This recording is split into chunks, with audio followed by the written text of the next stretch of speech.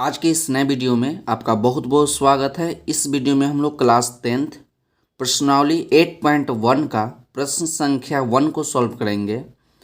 प्रश्न नंबर 1 आपका है कि त्रिभुज ए बी सी में जिसका कोण बी समकोण है, ए बी बराबर 24 सेंटीमीटर और बी सी बराबर 7 सेंटीमीटर है, निम्नलिखित का मान ज्ञात कीजिए। तो एक नंबर में दिया आपका साइन ए कॉस ए और सेकंड नंबर में आपको दिया है साइन सी कॉस सी। तो प्रश्न को सॉल्व करने से पहले हमको एक समकोण त्रिभुज बनाना होगा। तो हम लोग यहाँ पर एक समकोण त्रिभुज बना लिए, यहाँ पर समकोण त्रिभुज बना लिए। उसमें बोला कि कोण बी समकोण है, तो कोण बी आपका समकोण हो गया। समकोण का मतलब होता है 90 डिग्री। उसके आगे बोला कि ए बी बराबर 24 सेंटीमीटर।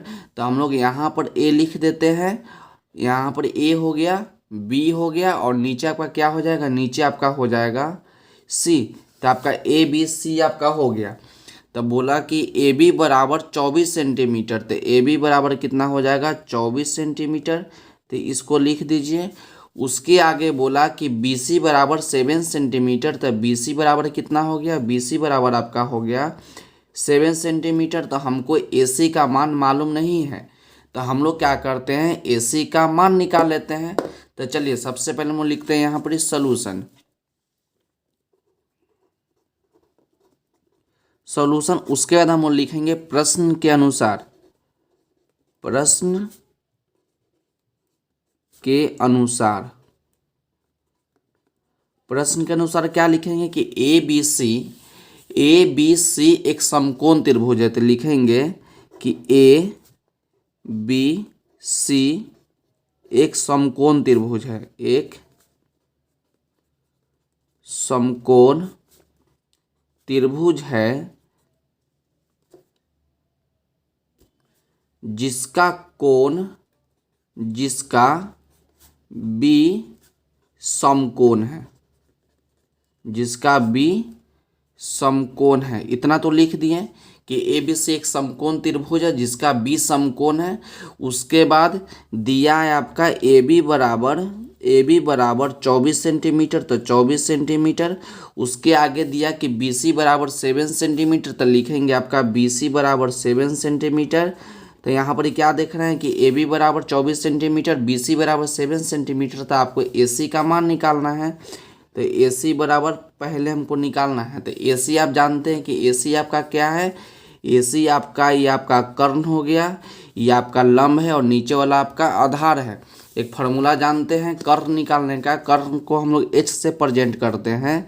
तो एच निकालने का फार्मूला होता है कि रूट अंडर पी का स्क्वायर जोड़ बी स्क्वायर। इस फार्मूला को याद रखिएगा। तो एच आपका क्या है, एच आपका ए सी हो गया। तो लिखेंगे हम लोग ए सी बराबर रूट अंडर, अब पी तो आपका लंब यही ना, तो पी आपका ए बी है, तो ए बी का स्क्वायर और जोड़ आपका बी आपका है बी सी। तो लिखेंगे हम लोग बी सी का स्क्वायर।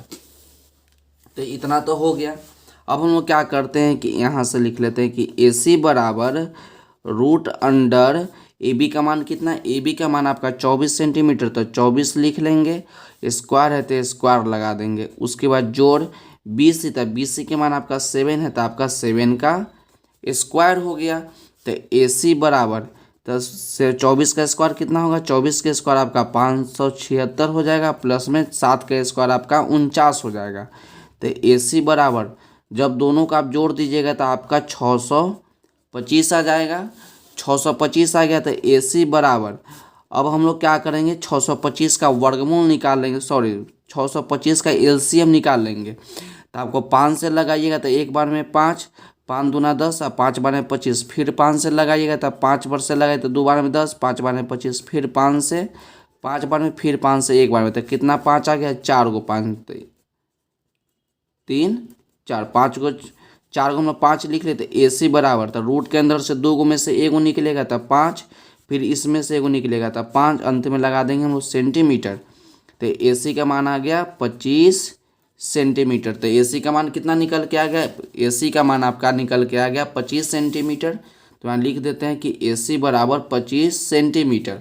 आपको मान निकालना है साइन ए का, कॉस ए का और सेकेंड नंबर में साइन सी का कॉस सी का आपको मान निकालना है, तो हम लोग यहाँ निकाल लेते हैं और यहाँ पर लिख देते हैं हम लोग ए सी बराबर 25 सेंटीमीटर। तो यहाँ लिख देते हैं ए सी बराबर 25 सेंटीमीटर। आपको निकालना है एक नंबर में साइन ए का मान, साइन ए का मान निकालना है। तो फार्मूला को याद रखिएगा, साइन ए बराबर होता है पी बटा एच। तो पी मतलब आपका लंब होगा और एच मतलब आपका हो जाएगा कर्ण। क्या हो जाएगा, या लिखिएगा अल्फ़ाबेट में, तो पी बटा एच, इसको हिंदी में लिखिएगा तो लंब बटा कर। अब आपसे पूछा साइन ए के लिए, इस एंगल पे ध्यान दीजिएगा, साइन ए के लिए पूछा है आपको, एंगल ए के लिए पूछा है, तो इसके सामने वाला आपका क्या हो जाएगा, इसके सामने वाला लंब हो जाएगा। हमेशा याद रखिएगा कि जो कोण के बारे में पूछेगा उस कोण के सामने वाला आपका लंब होगा और जो बच जाएगा उसको आपका आधार हो जाएगा। और ये कर्ण जो है हमेशा फिक्स रहेगा, कर्ण कभी नहीं बदलता है, केवल आधार और लंब आपस में बदल जाता है। तो एंगल ए के लिए पूछा तो इसके सामने वाला लंब, तो लंब कितना हो गया 7 हो जाएगा, और कर्ण, तो कर्ण कितना हो गया 25 आपका हो गया। तो यही आपका आंसर हो गया। अब 2 नंबर में पूछा कि कॉस ए का मान बताइए। तो कॉस ए बराबर होता है बी बटा एच, कॉस ए बराबर होता है बी बटा एच। तो बी मतलब होता है आपका आधार, बी मतलब आधार और एच मतलब आपका कर्ण होता है। यहाँ पर भी कॉस ए के लिए पूछा है, मतलब कि यहाँ पर भी एंगल आपका ए है, तो ए के लिए सामने वाला लंब और ये आपका आधार हो जाएगा। तो आधार कितना, तो आधार आपका 24 सेंटीमीटर और कर्ण कितना, कर्ण आपका 25। तो यही आपका आंसर हो गया। तो 24/25 आपका आंसर हो गया। कॉस ए बराबर कितना हो गया 24/25। अब सेकंड नंबर को सॉल्व करते हैं। सेकंड नंबर में आपसे पूछा है कि साइन सी का मान निकालिए और कॉस सी का मान निकालिए। तो साइन सी का मान, तो साइन सी का मान, इसके लिए भी फार्मूला वही होगा पी बटा एच। साइन का फार्मूला होता है पी बटा एच। तो पी क्या है, पी आपका लंब है और एच आपका क्या है, एच आपका कर्ण है। तो साइन सी के लिए पूछा था, एंगल आपका क्या है, एंगल यहाँ पर आपका सी है। अब सी के लिए पूछा है तो इसके लिए सी के लिए पूछा।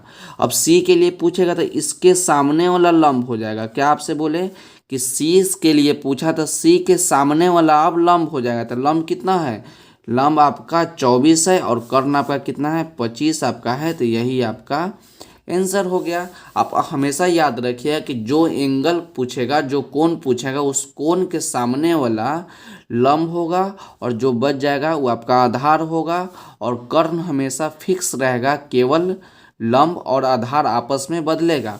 अब आपसे पूछा है कॉस सी का मान। तो कॉस सी का मान, तो कॉस का भी फार्मूला होता है बी बटा एच। तो बी क्या है, बी आपका है आधार और एच आपका है कर्ण। तो कॉस सी के लिए ना, तो कोण क्या है, कोण सी है।